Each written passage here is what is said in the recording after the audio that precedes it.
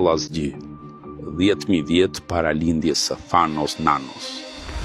Qyteti Lash tashmë sundoi prej vitesh nga fisi i fuqishëm i palloshajve. Ata i udhëhiqte një nga burrat më të fuqishëm dhe më dinak që kishte nxjerrë ndonjëherë ky fis. Ai ishte palloshi i gjatë.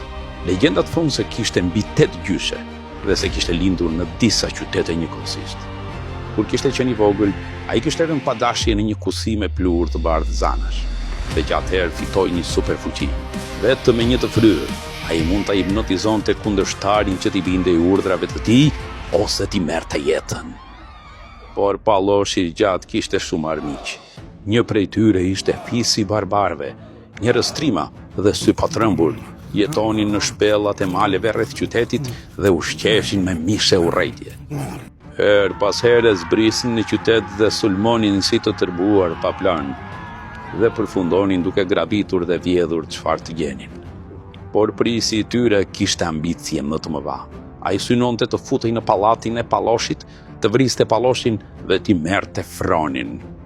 Ai ishte Bajlozi i Kënetës.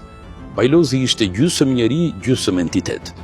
Thuaj se vinte nga një kryqëzim i Vladit të tmerrshëm me një racë të qenit të sharrit. Ai ishte një magjistar i frikshëm. Zotronte disa superfuqi, do thithte shpirtrat për të bërë i pavdekshëm dhe të godiste armiqt me rreze lazer që i buronte nga 2 gishtat e dorës. Cili do të jetë plani i Bajlozit të Kënetës për të vrarë palloshin e gjatë? Na ndiqni në episodin e radhës.